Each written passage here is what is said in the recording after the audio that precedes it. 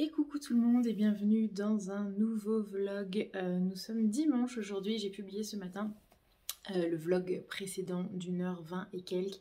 Voilà, j'espère qu'il vous plaira, qu'il ne sera pas trop long. Bon, bah de nouveau, j'ai un petit chat qui m'accompagne, qui est bien emmitouflé, bien caché dans l'écharpe. Je vous avoue que j'en profite au maximum tant qu'il est encore tout petit pour l'avoir contre moi. Je sais pas si ça se voit, mais ce matin je me suis réveillée avec l'œil tout gonflé. J'avais l'impression ou d'avoir pleuré toute la nuit ou de m'être pris une porte. Ni l'un ni l'autre, en fait je sais pas ce qui s'est passé hier, peut-être l'irritation de mes lentilles, mais je me suis frotté l'œil mais de façon très intense, et ce matin je me suis réveillée avec l'œil mais vraiment tout gonflé. Bref, passons. Du coup je reviens ce matin avec des réceptions. Alors je vais pas vous parler de mes lectures en cours parce que voilà, elles sont toujours en cours et que je n'ai pas forcément plus avancé que ça depuis hier, la conclusion du précédent vlog. Mais je suis allée à la boîte aux lettres. Hier en fin de journée et j'avais quelques réceptions. Du coup je vais pouvoir vous montrer ça maintenant. On va commencer avec une réception des éditions Archipoche. Alors je ne sais plus trop ce que j'attendais des éditions Archipoche. Récemment j'ai reçu, comme vous l'avez vu précédemment, le troisième tome de la trilogie de Rachel Caine, L'ombre du crépuscule. Je ne sais pas si certains d'entre vous l'ont déjà lu. Alors, on est sur une édition poche de leur fameuse collection Instant Suspendu, qui est cette collection là. Ils les sortent en brochet et du coup après ils les sortent bien entendu en version poche, et là il s'agit des Indécis d'Alex Donnel. Voilà, j'aime beaucoup leur couverture. Il y a certaines couvertures que j'aime un peu moins et d'autres vraiment où je trouve que le travail graphique est plutôt cool. Là c'est pas forcément ma préférée, mais en tout cas c'est vrai que ça permet d'avoir une véritable identité, une véritable charte graphique pour voilà, bien identifier cette collection. Et clairement à chaque fois qu'on voit une photo ou qu'on voit une publication passer sur Instagram, on sait que c'est la collection Instant Suspendu d'Archipel. Alors, le résumé. Mort dans un accident de voiture, Max, 33 ans, se retrouve à l'Inspiratoire, un lieu où les défunts inspirent des auteurs qui les transformeront en personnages de romans. Encore faut-il choisir un genre littéraire. Policier fantastique, Max est indécis. Heureusement, Madame Schmidt, sa défunte professeure de français de 3e, l'accompagnera dans son voyage introspectif au cœur de sa vie passée et du rôle que les livres y ont joué. Alors que l'éternité est devant lui, le temps est compté, il n'a que 24 heures pour prendre la plus importante décision de sa seconde vie. Allez, je me souviens de ce résumé, j'avais trouvé ça assez original. Alors c'est un livre qui est assez court, qui fait, si on enlève toutes les pages de la fin, je vais essayer de ne pas lire 295 pages, donc je pense que c'est une lecture qui va filer assez vite. Je ne connais absolument pas l'auteur, Alex Donnel. Il dédie son livre à sa fille et à son père. Voilà, qu'est-ce qu'on sait d'autre sur l'auteur? Ah, c'est son premier roman. Sélectionné pour le prix Jeune Mousquetaire, le prix Coup de cœur des lycéens. Bon, eh ben écoutez, à voir ce que ça donne. Je sais pas quand est-ce qu'il... Ah si, bah attendez. J'ai le communiqué de presse, suis-je bête? Il sort le 18... Mais en fait, ce que je comprends pas, ça fait... C'est le second communiqué de presse que je reçois. C'est marqué 2021 dessus. Parce que là, c'est marqué 18 octobre 2021. Mais en toute logique, c'est 18 octobre 2022. Et dans le dernier vlog, il y avait aussi une erreur dans un communiqué de presse de la maison d'édition Hugo Roman. Voilà, des personnes qui n'ont absolument pas envie que nous soyons en 2022. Et pendant 2 secondes quand même, je me suis dit, attends, est-ce que c'est pas moi qui avance dans le temps et qui ai envie qu'on soit en 2022 alors que nous sommes toujours en 2021? Mais non, on est vraiment bien en 2022. Réception... De qui là, c'est pas marqué. Alors je sais pas qui c'est. Oh, je vais essayer de pas faire trop de bruit parce que je sens que je vais le réveiller sinon. Même s'il a un sommeil assez lourd.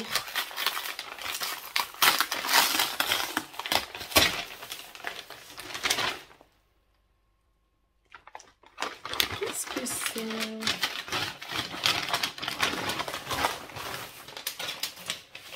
mais trop bien. Ah, c'est cool. Ah, mais je me souvenais plus. Oh, il va être trop content, mon petit chat. C'est un livre jeunesse. J'ai été contactée par une maison d'édition que je ne connaissais pas. Et du coup, donc les éditions 2, pardon. Et j'avais reçu du coup les communiqués de presse de leur prochaine parution. Celui-ci est sorti le 25 août dernier. Et j'ai pu choisir quelques titres. Mais ça fait un petit moment ça. Et je suis trop contente du coup de le recevoir. Donc il s'agit de Vas-y Jabari. Attendez, je vais vous montrer. Hop là. Voilà, on est sur ce livre jeunesse. Vas-y, Jabari de... Est-ce que les auteurs sont notés sur la couverture? Non.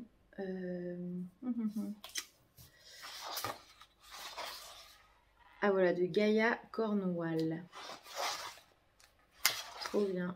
Les dessins sont plutôt chouettes. J'essaierai de vous faire des images d'illustration.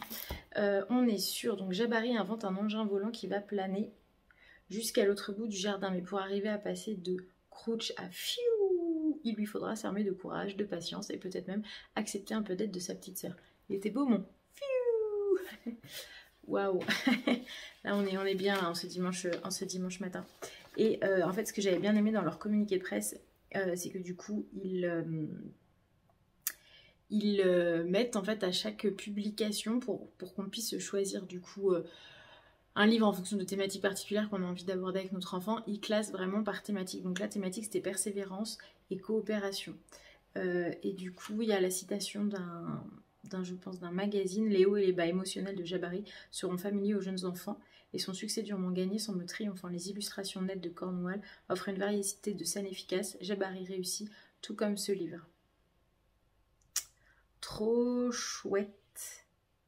Et c'est un personnage récurrent parce qu'il y avait le livre aussi Jabari plonge qu'on a juste là. Donc ça a l'air d'être un livre récurrent. Merci beaucoup aux éditions 2. J'essaierai du coup de le lire aujourd'hui, enfin d'ici mercredi avec mon petit chat. Et comme ça je pourrais faire ma publication de mercredi à ce sujet. Voilà. On va voir si ça va lui plaire. Dernier colis qui me vient des éditions petit à petit. Alors ça, je sais ce que c'est. Hop là. C'est très bien emballé. Alors, il s'agit de l'adaptation du livre de Michel Bussy, Mourir sur scène, qui du coup est paru chez Petit à Petit en 2 tomes. Donc le tome 1 sur 2, hop, ici, Mourir sur scène, et le tome 2 sur 2. Donc voilà, l'adaptation de Michel Bussy. Je sais pas si vous l'avez lu. Je vous lis le résumé. Un marin est retrouvé poignardé au beau milieu des quais de la Seine à Rouen alors que l'armada bat son plein. Quel tueur invisible a pu commettre ce crime impossible? Quel étrange pacte semble lier des matelots du monde entier? De quels trésors enfouis dans les méandres de la Seine sont-ils à la recherche? Une implacable machination du maître du polar français Michel Bussy, adapté en bande dessinée. Et donc du coup c'est adapté en bande dessinée par Gaetz, G-A-E-T apostrophe qui a géré le scénario, et Salvo les dessins. Trop bien. Je suis en train de me demander si... Non, c'est pas les mêmes dessins que... Non, pardon, je pensais à l'adaptation d'un autre roman de Bussy en BD et je m'étais dit, peut-être ce serait le même dessinateur, mais ça ne me semble pas. Voilà, et bien écoutez, trop bien, les éditions Petit à Petit. Michel Bussy, Mourir sur scène en 2 tomes du coup. Donc je sais pas quand est-ce qu'il est sorti. Je crois que ça fait un moment, mais je vais m'empresser de lire cette adaptation. C'est pas marqué. Et pour info, j'ai vu que les éditions Petit à Petit faisaient beaucoup de livres autour de la musique. C'est des BD un peu biographiques. Là notamment il y en a une sur Alain Bashung qui sort en novembre. Je sais qu'il y en a eu sur les Pink Floyd. Et il y en a d'autres aussi. Attendez, j'ai vu ça là. Bob Marley je crois. Enfin bref, du coup c'est Bob Marley, Victor Hugo, Brel, Enfin voilà, et c'est aussi ils ont aussi une collection qui adapte l'histoire de grandes villes de France en bande dessinée. Et il me semble que c'est Marie, ma jolie Bibli, qui en lit aussi. Et en fait, ce qui est assez intéressant, c'est que du coup, là par exemple, dans cette BD, ils vont insérer, hop là, des faits historiques. Là par exemple, c'est le trésor des Aztèques. Alors je ne sais pas quel est le rapport, puisque je ne l'ai pas encore lu, avec du coup Mourir sur scène, là qui nous intéresse. Mais du coup, petit chou. Voilà, il y a des apports comme ça historiques qui viennent nourrir la bande dessinée. Je trouve ça assez intéressant. Voilà, et bien écoutez, ce sera tout pour ce dimanche plutôt tranquille. Là j'ai le Millie Davis sous les yeux, je vais m'y replonger avant le déjeuner, et dans tous les cas je vous reprends demain je pense avec un retour sur Merci mon fils de Zoélie le graphique de chez Le Duc. Et voilà, et je vous ferai un update de Millie Davis complet quand je l'aurai complètement terminé. Il faut que je prépare une story pour annoncer le live de mardi prochain. Ça va être la semaine des lives, la semaine prochaine, mardi. Du coup, on se retrouve avec Marie, Lucioline Books et Manon, les lectures de Manon, pour un live entre 12h30 et 13h30 sur nos coups de cœur de l'été. Et vendredi prochain, le 9, j'ai un live avec Sarah. De 12h30 à 13h30, Sarah Mrs. Bookamon, pour justement parler de son roman Millie Davis. Voilà, donc je vais aller préparer tout ça, bouquiner, préparer le déjeuner, et je vous reprends sûrement demain. Et coucou tout le monde, bon ça fait 3 fois que je recommence cette vidéo, il y a eu pas mal de petits imprévus et de petits couacs.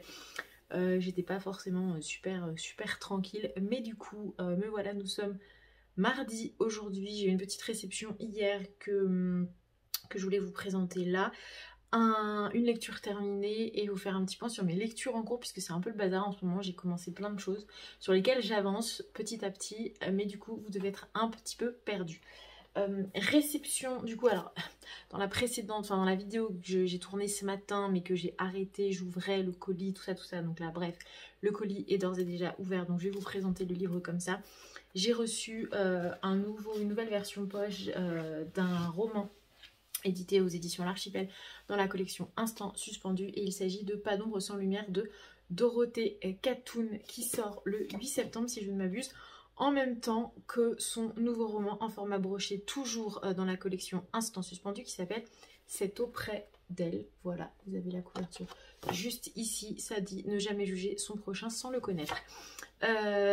Du coup, alors j'ai très peu vu circuler ce roman sur les réseaux quand il est sorti en broché. Ou alors c'est juste que j'ai peut-être pas fait attention. Il est question donc de Adèle et Lisa qui sont amies d'enfance. Adèle s'est mariée très jeune avec Victor, avec qui elle a eu 2 filles, mais rapidement, elle ne s'épanouit plus dans son rôle de mère et de femme au foyer. Lisa est docteure en ethnologie, mais elle n'a pas construit de famille avec son mari, trop accaparé par le travail. Les 2 jeunes femmes avancent comme elles le peuvent. Adèle quitte son époux et découvre un amour inattendu. Quant à Lisa, elle se rend compte que son mari n'est pas irréprochable. Le grand défi d'Adèle et Lisa, trouver un équilibre quand rien ne se passe dans la vie comme on le croit. Et ce livre est son premier roman. Voilà, donc je pense que comme le livre que je vais vous présenter, que j'ai terminé, il va se lire assez vite. 370 pages et quelques, donc voilà, je pense que je vais le lire assez rapidement. Et d'ailleurs le livre que je veux vous présenter et que j'ai lu hier avant-hier, il s'agit du roman Les Indécis de Alex Donnel, toujours dans la collection Instant Suspendu, que j'ai reçu il y a 2 jours et que voilà, j'ai lu assez rapidement, 290 pages. Alors, de quoi il s'agit? En fait, j'avais trouvé, quand j'avais lu le résumé, l'histoire assez originale, et histoire qui me fait penser, quand j'ai lu le résumé et quand j'ai lu le livre, qui clairement me fait penser très légèrement, hein, on n'est pas au niveau de Werber, mais en tout cas voilà, ça me fait penser au roman de Werber, Les fourmis, les thanatonautes, Papillon des étoiles, etc. Dans l'originalité du sujet abordé. Ici, on va suivre Max. Max qui, au début du roman, a un accident de voiture et qui va se retrouver, non pas au purgatoire, non pas au paradis, mais dans une espèce d'au-delà où en gros il va retrouver sa professeure de français, Madame Schmidt. Et en fait Madame Schmidt va lui dire bah voilà, tu es décédée, tu es là maintenant, et en fait ici on guide les morts. Donc Madame Schmidt est elle-même décédée et donc se retrouve là-haut, et elle est chargée de guider les nouveaux morts qui arrivent dans ce lieu et les aider à choisir un genre de roman. Donc fantasy, science-fiction, romance, roman historique, poésie, théâtre, etc. Et en gros, le mort choisit du coup un genre, donc imaginons le genre, je sais pas, du thriller, va s'en aller vers ce genre du thriller et doit après attendre qu'un auteur le choisisse comme personnage. En gros, il se réincarne en personnage de roman. Alors, je sais pas si c'est très clair, mais on comprend un peu plus dans le détail de quoi il en retourne quand on lit, mais en gros c'est ça, si vous avez un mort qui arrive dans cette espèce de paradis où il y a des guides qui sont eux-mêmes morts mais qui ont été désignés comme guides. Alors tout le monde n'est pas désigné comme guide, mais certains le sont, sinon tous les autres arrivent, choisissent un genre littéraire, partent dans ce genre littéraire, leur âme part dans ce genre littéraire, et après ils sont choisis comme personnages de romans par des auteurs qui les font vivre dans leur imaginaire. Et bien entendu, il n'y a pas un auteur, enfin les auteurs ne viennent pas piocher dans le catalogue des gens qui ont accepté de rejoindre Mort, qui ont accepté de rejoindre un genre, non, c'est juste à un moment l'auteur va penser à un personnage en écrivant une histoire qui va correspondre à l'âme voilà, de quelqu'un qui aura choisi ce genre après sa mort. Oh, plus je parle et plus je me dis mais j'ai rien pris, hein. Promis, je n'ai rien pris du tout, je suis complètement clean. Je sais pas si vous allez comprendre. Peut-être que je peux vous lire le résumé, ce sera peut-être plus clair. Donc, mort dans un accident de voiture, Max, 33 ans, se retrouve à l'inspiratoire. Voilà, c'est ça, c'est pas le purgatoire, c'est pas le paradis, c'est l'inspiratoire. Un lieu où les défunts inspirent les auteurs qui les transformeront en personnages de romans. Encore faut-il choisir un genre littéraire. Et du coup, Max fait partie de ces indécis qui sont guidés par des guides dont Madame Schmidt fait partie. Et du coup, donc voilà, policier, fantastique, Max est indécis. Heureusement, Madame Schmidt, sa défunte professeure de français de 3e, l'accompagnera dans son voyage introspectif au cœur de sa vie passée et du rôle que les livres y ont joué. Donc en gros, c'est un premier roman et donc c'est un livre qui aborde la place que la littérature a dans nos vies, puisque ce fameux Max, guidé par Madame Schmidt, va devoir un petit peu refaire l'historique de ses lectures depuis son enfance. Donc elle va lui demander de quel livre te souviens-tu, le premier livre, donc il pense à Max et les Maxi-Monstres. Après il va penser à d'autres livres qui l'ont un peu plus marqué, des livres qui sont associés à une rupture, etc. Et au moment où Max décède, il est en couple avec Julie et ils vivent à Paris, ils sont censés partir pour New York et lui, Max, travaille pour une société minière qui exploite des mines, voilà, comme son nom l'indique, et du coup il est chargé en fait d'écrire des rapports de sécurité pour s'assurer de la sécurité de la mine et du coup de la sécurité des employés, des miniers qui travaillent dans les mines. Donc voilà où on en est. Donc c'est du coup vraiment toute une introspection sur sa vie à lui, sur son rapport aux femmes, sur son rapport à ses histoires amoureuses passées et son rapport à la lecture, son rapport aussi familial avec ses parents, avec son frère, enfin bref, ça brasse un petit peu tout, les décors changent puisque en fait il est tout au long de ce périple dans l'inspiratoire avec Madame Schmidt, il passe d'un décor à un autre en fonction de ce que son esprit projette. Donc un coup il va être dans la cour d'école, un coup il va être dans un hôpital, un coup il va être dans un jardin anglais. Enfin voilà, il passe comme ça de l'un à l'autre. Ses habits changent aussi en fonction des lieux où il se projette.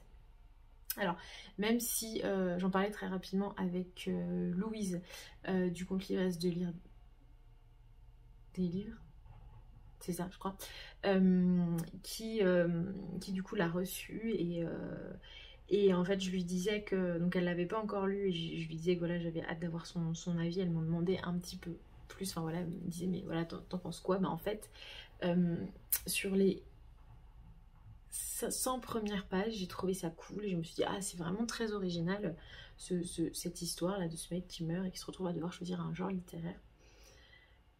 D'ailleurs, dites-moi en commentaire si cette chose se passe dans la vraie vie, quel genre littéraire vous choisissez, dans quel genre littéraire potentiellement vous aimeriez vous réincarner, dans quel personnage d'œuvre littéraire vous aimeriez vous réincarner. Dites-moi.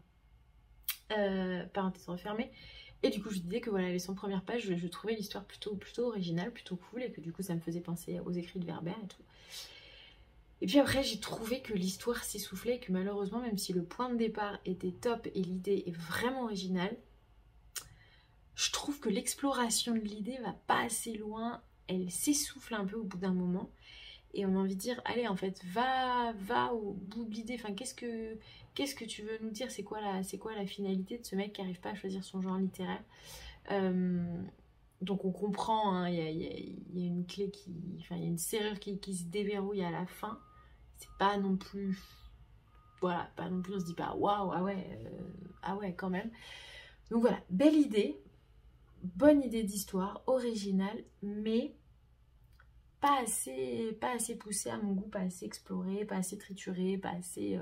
ouais, voilà. Donc à voir, je sais pas si vous l'avez lu, mais dites-moi ce que vous en avez pensé si vous l'avez lu. En tout cas, voilà pour le livre Terminer les indécis de Alex Donnel. Livre en cours, j'en avais 4 avec les indécis, maintenant il ne m'en reste plus que 3. Donc il y a Le cœur singulier de Millie Davis. Bon, hein, vous le savez, c'est un gros pavé, et puis j'ai dû l'interrompre parce qu'on est parti en vacances et que du coup... Dans les bagages, je pouvais difficilement l'emporter, puis j'avais vraiment très peur de l'abîmer. Donc du coup, je m'y suis remise en rentrant de vacances. Mais voilà, j'adore toujours autant et c'est très dur à chaque fois pour moi de le quitter parce que j'ai l'impression de vivre avec les personnages. Enfin bref, j'adore ce roman, donc je vous en reparlerai un peu plus dans la semaine. Et surtout voilà que je le répète, quand je publierai ce vlog, le live sera passé, mais j'ai un live avec Sarah ce vendredi. Je suis toujours dans Merci mon fils de Zoélie, donc cette BD, j'en suis là, cette BD au sujet de la dépression maternelle et de ne pas réussir à créer un lien et à aimer son enfant comme on pense pouvoir l'aimer au moment de sa naissance et même plusieurs mois après. Et toujours dans Les bouffeurs anonymes de Marie-Aline, j'en suis à peu près à la moitié, donc j'avance bien. Mais en tout cas, et d'ailleurs, un livre, donc je vous en reparlerai quand je l'aurai terminé, mais c'est un livre qui me fait vraiment penser, désolée, hein, à chaque fois j'ai l'impression de faire des liens et d'avoir des références comme ça, bref, à la série Black Mirror, qui a des épisodes très futuristes sur des sujets de société très forts, comme par exemple, je sais qu'il y a un épisode avec Miley Cyrus sur Miley Cyrus qui du coup transfère sa personnalité sur une espèce de mini robot. Il y a aussi un épisode que j'avais complètement adoré, trouvé fascinant, qui du coup dépeint un peu les travers de justement une société régie par les réseaux sociaux, les partages, les likes, etc., les mentions, où en gros vous avez en fonction des likes que vous avez, en fonction de l'appréciation que les gens peuvent avoir de vous, vous gagnez en commentaire, vous gagnez des points en fait en fonction de votre succès, on va dire, sur les réseaux sociaux et de la façon dont vous menez votre vie. Si vous faites des bonnes actions, vous avez des points. Si vous en faites des moins bonnes, vous avez des mauvais points. Enfin, vous n'avez pas de points ou du coup des points négatifs. Enfin bref. Et du coup, là, on est sur l'univers de la nourriture où en gros, pour vous la faire courte, il est interdit de manger tout ce qui fait plaisir et tout ce qui fait kiffer, c'est-à-dire burger, sucreries, bonbons, enfin c'est genre...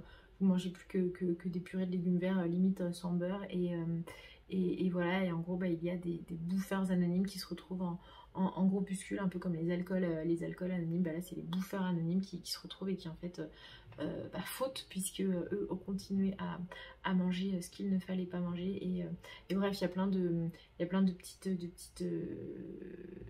références comme ça, où en gros on est dans une société donc futuriste où il y a des nospods.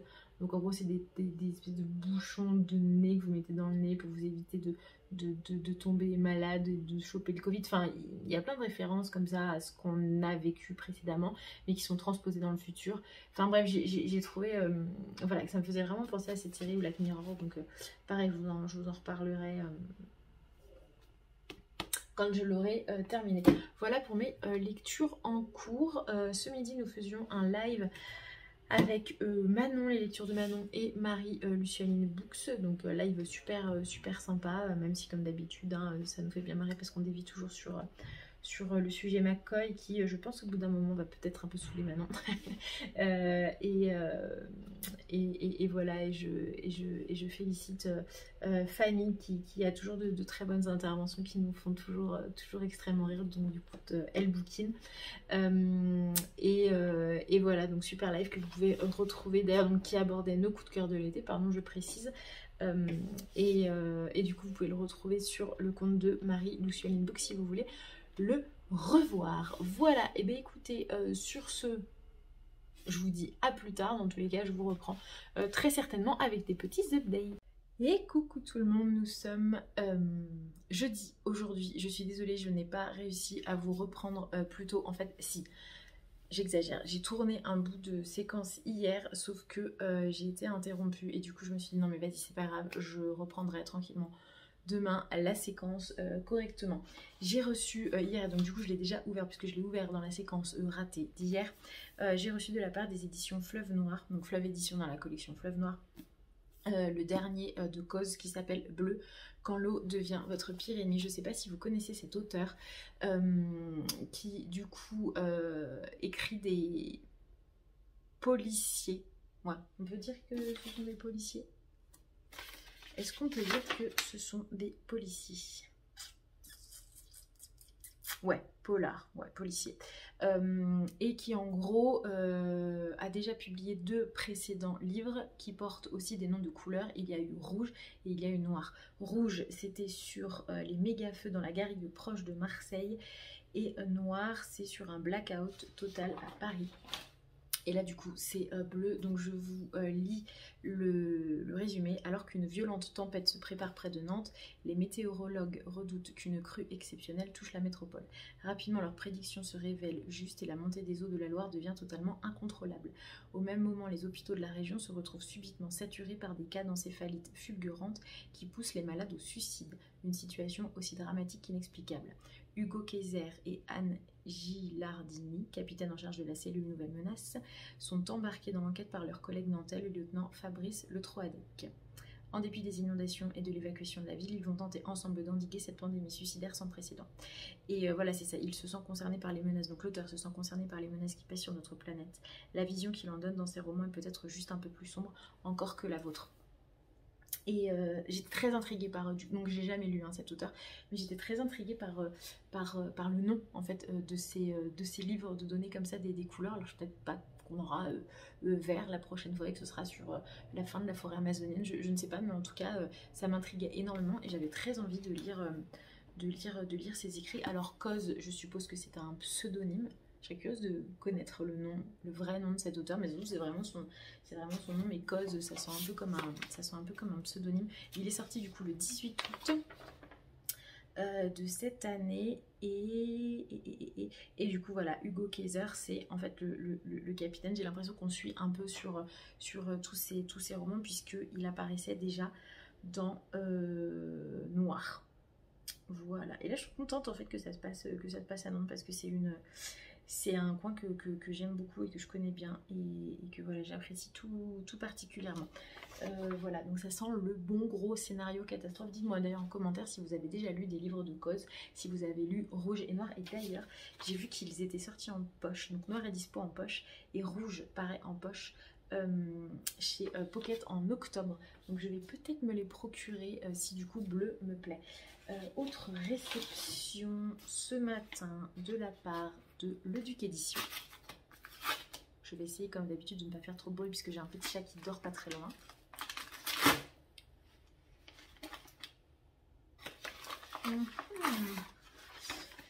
Alors, yes, il s'agit du refrain de l'aube, donc édité chez Charleston, de Livia Menzold. Je pense que j'aime beaucoup la couverture.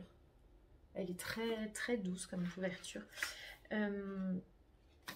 Alors, est-ce que ça a été un coup de cœur pour les lectrices Charleston? Alors, je vois peu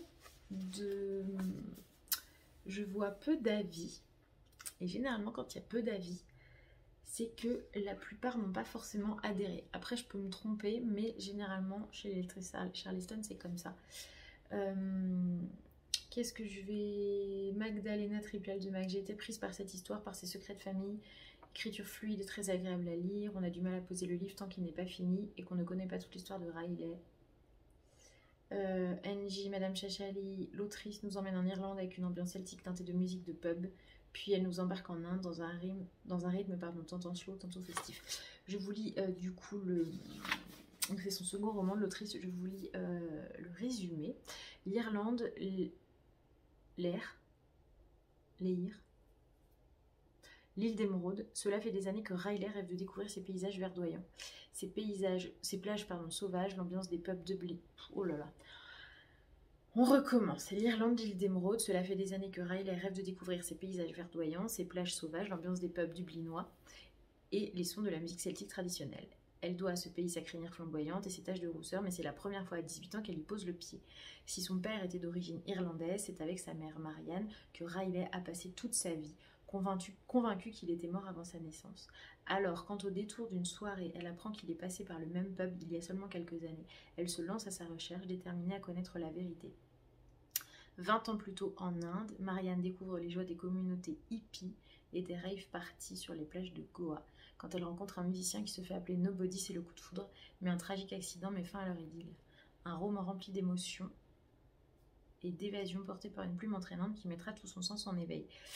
Ah ouais, du coup, en fait, double temporalité, j'imagine. Donc on suit Riley qui part en Irlande pour la première fois depuis 18 ans, puisque son père était irlandais, mais qu'a priori, il est mort à sa naissance. Mais du coup, elle apprend en allant en Irlande qu'il est passé par là, a priori, il n'y a pas si longtemps que ça. Donc il y a voilà, cette temporalité de Riley qui est sur les traces de son père. Et il y a la temporalité du coup en Inde, 20 ans plus tôt, où Marianne, du coup la mère de Riley, rencontre Nobody, ce fameux musicien. Alors est-ce que c'est le père ou est-ce que c'est un autre homme? Double temporalité, je sens, entre l'Inde et l'Irlande. Je pense que ça va être canon du coup, mais je me pose vraiment la question du pourquoi si peu d'avis. Est-ce que du coup, il n'a pas fait l'unanimité ce roman peut-être?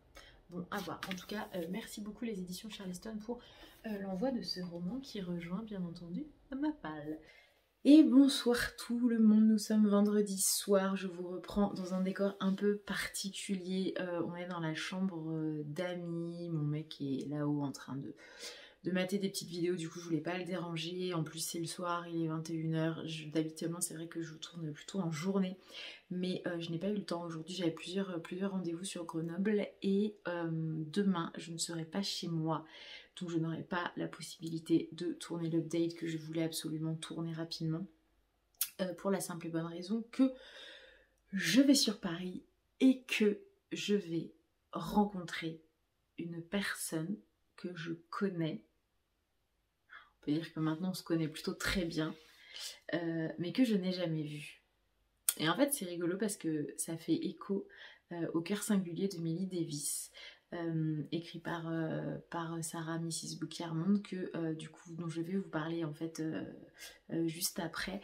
Voilà, le lien rapide, c'est qu'en fait dans le roman de Sarah, Millie entretient une correspondance avec l'ARA depuis de nombreuses années, correspondante qu'elle n'a absolument jamais rencontrée en vrai. Et entre cette personne que je vais voir demain à Paris et moi du coup, enfin vraiment c'est devenu une véritable amie et voilà, on s'envoie des messages quotidiennement, on peut le dire clairement. Et pareil, ça fait de nouveau écho aussi au dernier vlog de Louise qui mentionne sa forte amitié avec Emeline, Sophie et Pascal. Et du coup, enfin voilà, ça fait vraiment écho. Enfin bref. Donc je suis vraiment très très très heureuse d'aller à Paris demain, d'aller la rencontrer. Il s'agit bien entendu de Manon, du conte Les Lectures de Manon. Alors vous allez peut-être être surpris parce que pour celles et ceux qui nous suivent toutes les deux sur Instagram, enfin voilà, assez fréquemment on fait des liens entre nous deux à la fois sur les lives qu'on fait avec Marie-Luciole Books, à la fois sur les petites choses qu'on partage en se mentionnant toutes les deux. Et vous allez sûrement vous dire mais c'est pas possible en fait. Elles ne se sont jamais rencontrées ces deux-là, et non, on ne s'est jamais rencontrées puisqu'elle habite dans le nord de la France. Moi j'habite près de Grenoble et on n'a jamais eu l'occasion, surtout qu'on a toutes les deux des vies de famille avec des enfants. Donc c'est vrai que les plannings mine de rien ne sont pas forcément très, très aisés, et là enfin l'heure est arrivée. Donc je suis un peu comme une dingue quoi, je suis un peu surexcitée et je trouve ça génial, et je pense que je vais avoir qu'une envie, c'est de lui faire un énorme câlin. Je vais peut-être même verser ma larme, je vais être entre les larmes et le sourire, la grosse banane. Bref, donc j'ai hâte d'être à demain, et voilà, donc c'est pour ça que je tourne cette vidéo là, et que je tourne du coup cette update ce soir plutôt que demain. Update du coup autour du roman Le cœur singulier de Millie Davis. Si vous me suivez sur Instagram, nous avons fait un live ce midi avec Sarah pour justement parler de ce roman, live qui était vraiment... Enfin voilà, j'ai adoré ce live, j'ai trouvé l'échange vraiment très intéressant, et de pouvoir parler avec Sarah de ce roman, de ce second roman, puisqu'elle a publié le premier roman, un premier roman qui s'appelle Amour, gluten et sororité, qu'elle a publié à compte d'auteur, et là celui-ci elle le publie du coup aux éditions Hurlevent, la maison d'édition qu'elle a créée, et du coup elle travaille sur cette maison d'édition avec Marion Par un soir d'automne et Alexia My Book Vision sur Instagram.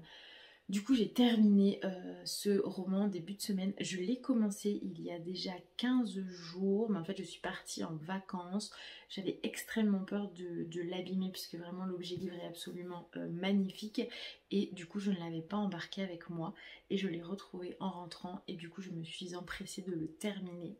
Donc du coup je l'ai terminé il y a quelques jours, et je l'ai littéralement adoré. C'est un immense coup de cœur ce roman. Pour celles et ceux qui n'auraient pas lu le résumé, très rapidement, il s'agit du coup de Millie Davis, qui est une jeune femme, une jeune écrivaine qui a publié le premier tome d'une saga historique qui s'appelle Les Espérances des femmes Templeton, pardon, et du coup, elle a eu un succès fulgurant, mais elle a malgré tout essuyé quelques critiques, notamment des critiques autour des anachronismes du coup du premier tome des Espérances des femmes Templeton, pardon. Décidément ce soir c'est la fatigue qui parle, et du coup elle décide en fait à la rentrée de s'inscrire à la fac d'histoire pour du coup faire de plus amples recherches pour écrire son tome 2. Donc elle va faire sa rentrée entourée de ses amis de toujours, et elle va rencontrer notamment un professeur d'archivistique, Alpha Burton. Je ne vous en dis pas plus bien entendu sur le rapport que vont entretenir élèves et professeurs, mais voilà, il y a des personnages hauts en couleur, il y a énormément de bienveillance et de douceur et d'amour dans ce roman. Il y a énormément de Sarah dans ce roman, puisque c'est vrai qu'au début quand je l'ai commencé, je l'avais mentionné dans l'un de mes vlogs, allez, on va dire 50 premières pages, j'ai eu beaucoup de mal à me détacher de Sarah en lisant le personnage de Millie Davis, puisque sans dire que je connais Sarah, parce que je ne connais pas Sarah personnellement, absolument pas, enfin je la connais personnellement, mais disons que je ne fais pas partie de sa vie, hein, voilà, soyons clairs, mais disons qu'à travers ses vlogs, à travers ses posts Instagram, son compte, on arrive assez bien à cerner son univers, et c'est vrai qu'elle s'est assez souvent épanché dans ses vlogs sur son anxiété, sur voilà, sa dépression, sur des phases un petit peu difficiles où voilà, la santé mentale était au cœur du sujet. Et du coup, elle a vraiment mis d'elle-même dans le personnage d'Emily Davis. Et elle le disait très bien dans le live ce midi, c'est qu'en fait, elle s'est complètement laissée porter, laissée transporter par ce personnage. Elle ne savait absolument pas où Millie Davis allait l'emmener. Elle n'avait pas envie de prime abord de créer un personnage anxieux, mais disons que ça s'est révélé à elle assez naturellement. Et donc du coup voilà, Sarah y a mis ses tripes, y a mis son cœur, et dès les 50 premières pages, j'arrivais pas à détacher Sarah de Millie. J'ai essayé et j'ai très peu réussi en fait. À certains passages, j'arrivais vraiment à me concentrer sur le personnage de Millie, mais je pensais très souvent à Sarah, et pour cause. Et c'est pas grave en fait, hein, c'est pas du tout un reproche, bien au contraire. Je trouve ça assez courageux en fait de la part d'une auteure de justement mêler fiction et intimité et sincérité à ce point-là, et c'est en ça que du coup ça en fait un roman extrêmement fort, puisque l'auteur voilà, a vraiment imprégné ce livre, sans oublier bien entendu toute l'ambiance automnale, hivernale qui transparaît dans ce roman, enfin, voilà, c'est une vraie douceur, c'est une lecture doudou, c'est le genre de lecture, je le disais, qui rejoint un peu la pile de ces livres, vous savez, que vous avez envie de conseiller, que vous avez envie de prêter, même si j'ai pas forcément envie de prêter cette beauté, mais disons, enfin voilà, vous avez envie de le faire circuler, de l'offrir, d'en parler, d'inciter les gens à le lire, enfin voilà, et c'est le livre surtout, et ça il y en a peu, enfin moi en tout cas j'ai peu de livres que j'ai envie de relire, et celui-ci j'ai extrêmement envie de le relire, et je sais que typiquement dans les moments un peu de blues, un peu où voilà, ça va pas fort, c'est vraiment le genre de roman, je vais me dire allez, je me sors comme une bonne tablette de chocolat, vous voyez un petit peu, ou un bon pot de glace, bah, c'est exactement la même chose. Et c'est un roman extrêmement fort qui du coup aborde à la fois la phobie sociale, l'anxiété, la timidité, tout ce qu'on peut avoir comme toc au quotidien, qui clairement nous ennuie un peu et nous embête, voilà, dans notre vie quotidienne. Les questions de maternité, l'homosexualité, voilà, il y a plein de sujets comme ça qui sont venus assez naturellement à Sarah lorsqu'elle a écrit ce roman, sans trop y réfléchir. Et je rappelle, elle le disait dans le live, et moi je suis tombée des nues parce que je ne le savais pas, elle a écrit ce roman en 3 semaines. 3 semaines. Une écriture complètement immersive de ce qu'elle nous disait, un peu dans sa bulle, un peu coupée du monde. Et enfin, je trouve ça incroyable d'être voilà, capable de sortir un roman de cette qualité en l'espace de 3 semaines. Enfin voilà, clairement Sarah a des talents d'écrivain, c'est indéniable en fait, vraiment. Si certains en doutaient avec son premier roman, là on ne peut plus en douter, très très clairement. Surtout que derrière du coup Marion, qui a corrigé ce manuscrit, voilà, au final il y a peu apporté sa touche et sa patte. Donc voilà, un roman vraiment qualitatif et quantitatif. Il n'y a absolument rien à jeter dans ce roman. Et aussi, ce qui est assez intéressant également, c'est la mise en abîme, en fait, puisque vous avez Sarah qui écrit donc le roman autour du personnage d'Emily Davis. Emily Davis, dans le roman, écrit elle-même un roman, donc Les Espérances des femmes Templeton. Sarah met énormément d'elle-même dans le personnage d'Emily. Emily également, par extension, met énormément d'elle-même dans le personnage d'Isadora Templeton, qu'elle crée au fur et à mesure qu'elle entretient du coup son journal d'écriture. Donc bref, c'est un roman enfin voilà, si vous hésitiez encore à vous le procurer, mais allez-y, en fait, les yeux fermés, vraiment, vous ne serez pas déçus. Je suis 100% convaincue par cette pépite qui est encore disponible sur le site internet. dans certaines librairies. Vous pouvez, il me semble, demander à votre libraire de le commander. Mais voilà, j'ai pas forcément envie de vous en dire plus. Je pense que vous aurez lu ma chronique sur Instagram. Peut-être que vous aurez vu le live. En tout cas, si vous ne l'avez pas vu, il est disponible en replay sur mon compte Instagram. Mais voilà, comme je le mettais sur ma chronique Instagram, si vous ne me suivez pas là-bas, on est vraiment dans un univers qui mêle J.K. Rowling, Jane Austen, les pubs écossais, les mystères des Highlands, les manoirs un peu typés anglais, le parquet qui grince, les reliures en cuir, la tasse de thé qui fume, la veste en tweed, les derbies toutes lustrées aux pieds. Enfin voilà, on est vraiment dans cet univers et voilà, pour cet automne, c'est juste le roman, mais parfait, et qui est aussi extrêmement émouvant. Et je vous conseille, si vous l'avez entre les mains, parce que je sais que, enfin moi je sais que clairement c'est quelque chose que je ne fais jamais. Alors allez savoir pourquoi. Là, j'ai lu la note de l'auteur. Et en fait ça m'a fait pleurer en fait de lire du coup le recul pris par Sarah sur ce roman. Et bref, voilà, j'ai adoré, hein, vous l'aurez bien entendu compris. Et il fait, pour rappel, mais encore une fois, on ne les sent pas passer, plus de 700 pages, il fait 740 et quelques pages. Mais voilà, ça se lit extrêmement bien. Et si jamais, voilà, pour des soucis d'économie, vous avez envie de lire le livre, mais vous n'avez pas forcément envie voilà, d'investir dans le hardback qui coûte 25 €, et ça les vaut, hein, clairement. Vous avez la version e-book qui est disponible depuis mercredi dernier. Donc je vous conseille d'aller sur le site internet des éditions Hurlevent pour retrouver toutes ces infos et pour commander le livre accessoirement. Voilà, je suis contente de vous avoir donné mon avis sur cette lecture, hein, puisque et encore, hein, je vous ai pas tout dit, parce qu'on pourrait parler de la grand-mère Maggie, qui est la garantie humour de ce roman et qui crée un petit groupuscule qui va à l'encontre des restaurants ultra viandards au profit de la mouvance végétarienne.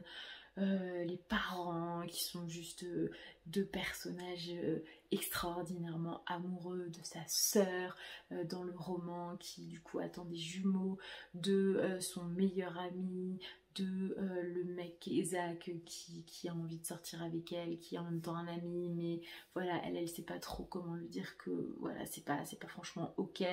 La relation épistolaire entre Alphard et Millie, la relation épistolaire entre Millie et Lyra, du coup sa fameuse correspondante. Enfin voilà, c'est ce que je disais dans le live également. En fait, ce que j'ai trouvé assez drôle et assez touchant, c'est qu'en fait, dans le roman, Millie Davis est accusée par certaines critiques d'anachronisme dans sa saga historique.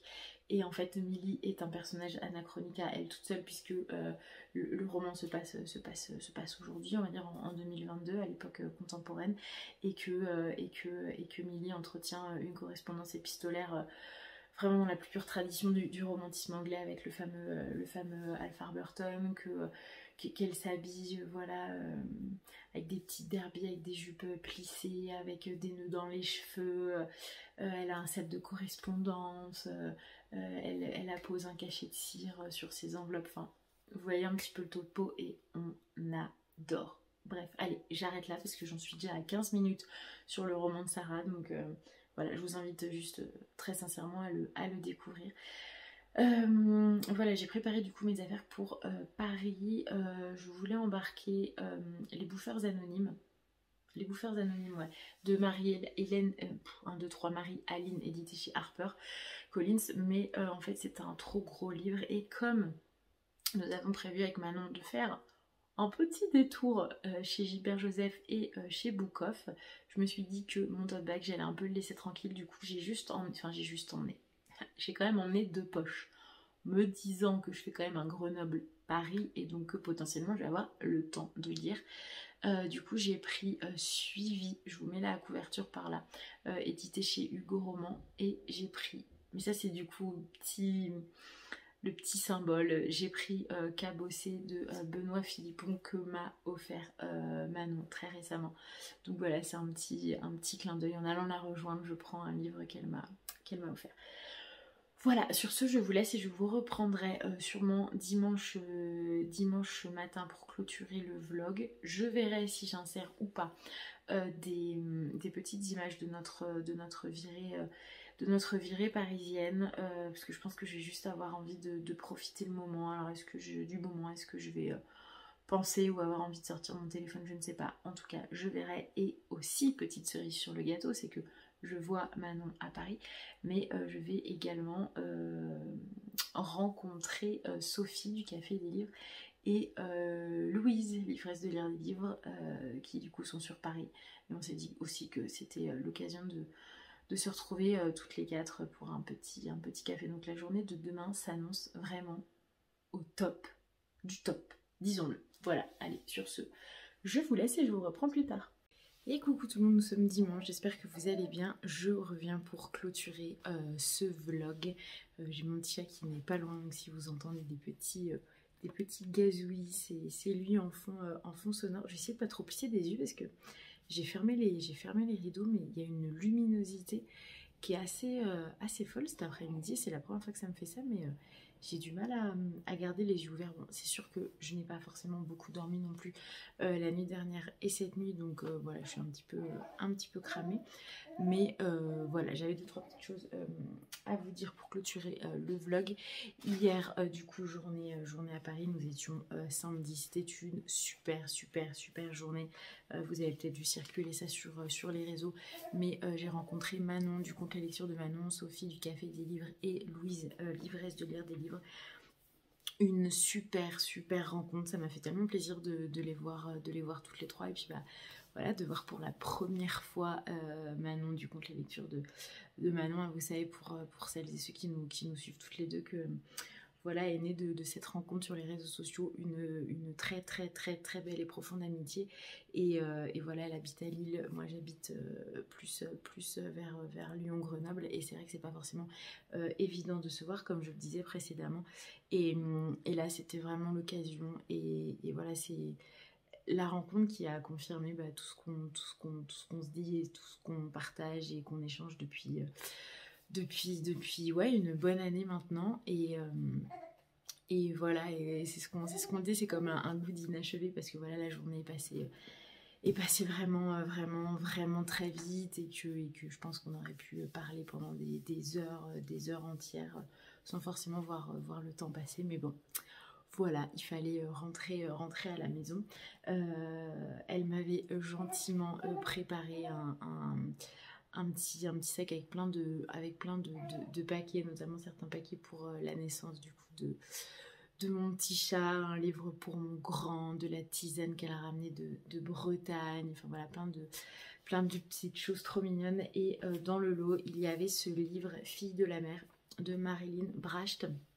Alors je ne connais absolument pas, édité chez Pocket, je n'en avais jamais entendu parler, et elle m'a dit que voilà, ça a été pour elle une excellente lecture, et du coup elle avait envie que je le découvre. Je vous lis le résumé. Corée 1943, Anna a vécu toute sa vie sous l'occupation japonaise. En tant que Aenyeyo, femme plongeuse en mer, elle jouit sur l'île de Jeju d'une dépendance que peu d'autres coréennes peuvent encore revendiquer, jusqu'au jour où Anna sauve sa sœur cadette, Emi, d'un soldat japonais et se laisse enlever à sa place.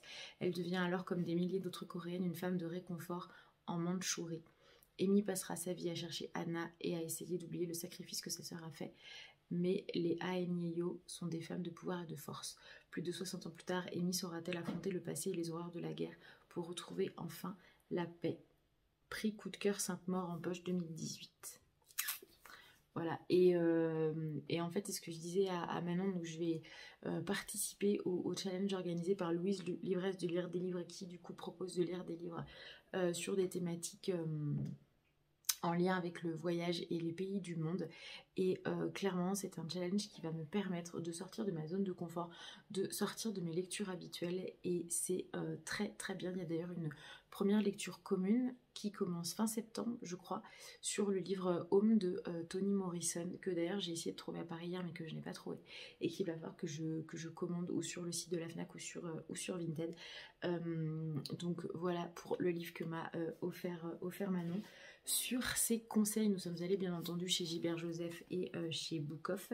On n'a rien trouvé. Si, moi j'ai trouvé un livre neuf chez Gilbert Joseph et chez Bookoff. Elle m'a... oh mon petit chat. Elle m'a conseillé ce livre. Il s'agit de Loin d'Alexis Michalik.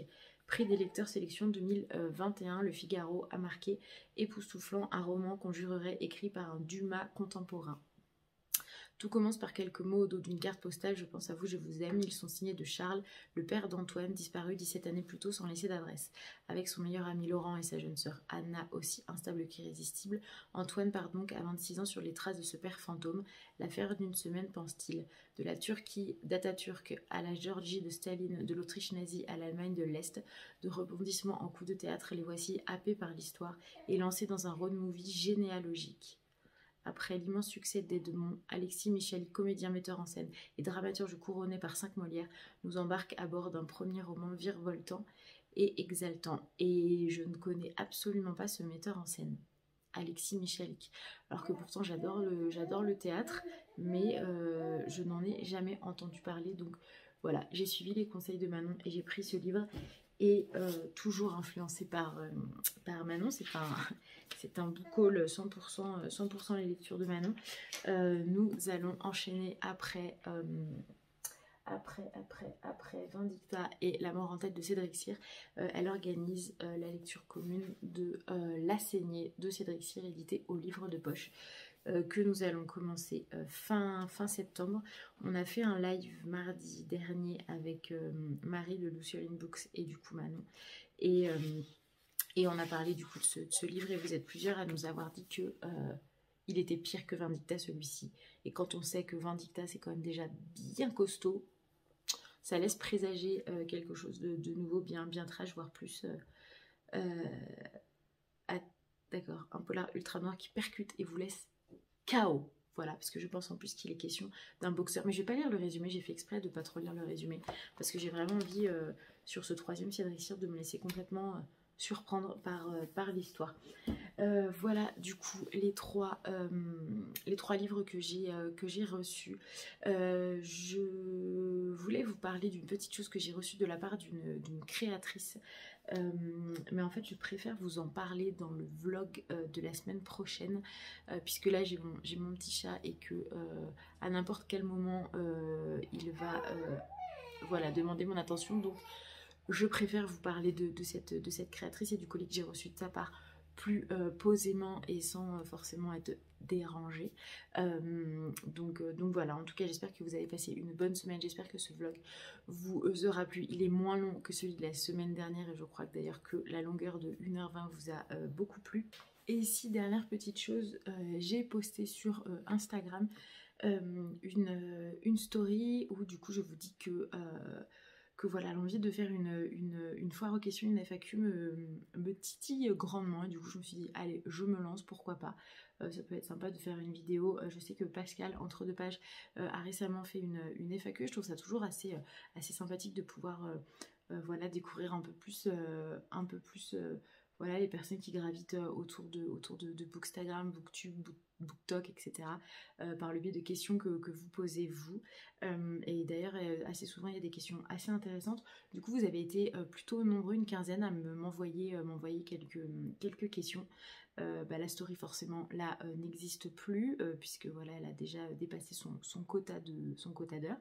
Mais voilà, si jamais vous n'avez pas vu cette story et qu'il y a des questions que vous voulez me poser, n'hésitez pas à le faire sous cette vidéo en commentaire et je prendrai du coup bien entendu en considération ces